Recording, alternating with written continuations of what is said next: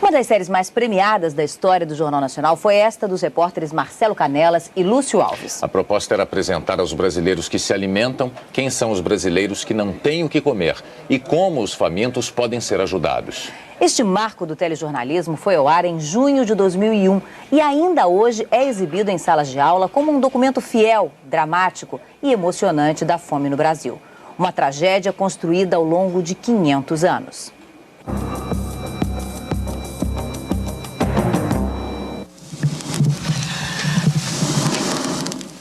A gente tão desesperado de fome, não tem amor nada, não tem resistência para fazer coisa nenhuma, acredita? A gente não consegue explicar o que é a fome em si, né? Só mesmo quando as pessoas passam por ela, que é para poder sentir. Quando meu filho perdeu um pãozinho, uma rosquinha que é 10 centavos, porque eu não tenho dinheiro, vixe, aí que meu coração dói. Ó, o corpo chega a arrepiar.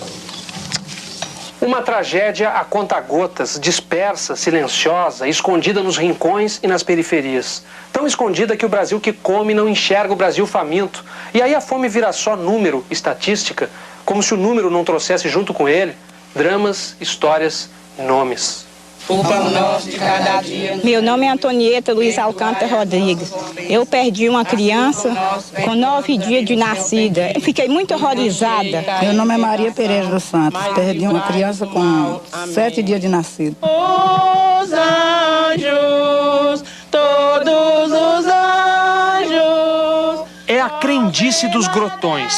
Bebê que morre vira querubim. Anjo não tem pecado, né? Tem pecado é nós, adultos. Cemitério só deles, cemitério de anjos. Do norte de Minas ao sertão do Nordeste existem centenas. Ainda assim, ninguém se conforma. Se passa bem ou se passa mal, comendo ou sem comer, mas acho que todas as mães queriam o seu filho ao lado delas. Na inversão do ciclo da vida, proeza é criança viva, bebê recém-enterrado é acontecimento banal. Não, porque tu sai pra cá, não viu? Vocês viram? Um caixãozinho? Não, uma caixa de papelão. No Brasil, a cada 5 minutos morre uma criança, a maioria de doenças da fome. Cerca de 280 a 290 por dia, né, o que corresponderia, de acordo com o Unicef, a 2 Boeing 737 de crianças mortas por dia. Médico, voluntário em campanhas contra a desnutrição e obcecado pelos números, Flávio Valente pesquisou dados oficiais. Existem pelo menos 36 milhões de brasileiros que nunca sabem quando terão a próxima refeição. Nossa maior contradição. Nós temos aqui todas as condições técnicas para garantir a erradicação da fome. E uma enorme acomodação da sociedade, inclusive da classe média, nesse esquema de acreditar que isso é natural. A fome é uma coisa criada pelo ser humano, porque ninguém nasceu para morrer de fome. Povoado de Santa Úrsula, no sertão da Bahia. Tem um bocado de casa vazia aqui, né?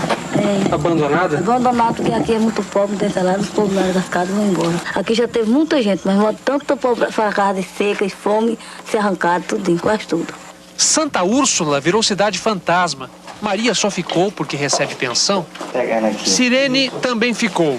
Apesar do salário atrasado, ele tem um compromisso moral. Tem que aumentar uns 2 quilos. E tá sendo difícil para eles aqui. Agente de saúde, ele tenta sozinho conter a mortalidade provocada pela fome. Meus meninos eram tudo fracos, sabe? E essa aqui ainda foi dos que nasceu mais fortinho um pouquinho, foi ela. Mas ela tem que ganhar um pouquinho mais de peso, né? Verdade, tem sim. Você sabe como é que você vai fazer para ela ganhar um pouquinho mais de peso? Sei não. Mas o que você acha que é para eu fazer? O que mais poderia fazer evangelista sem roça e sem emprego? O pai esforça.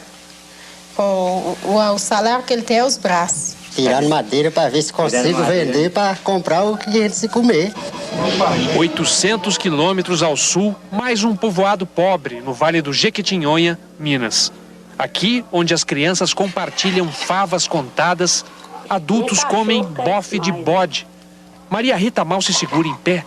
Eu tô sentindo anemia, acho que é profunda.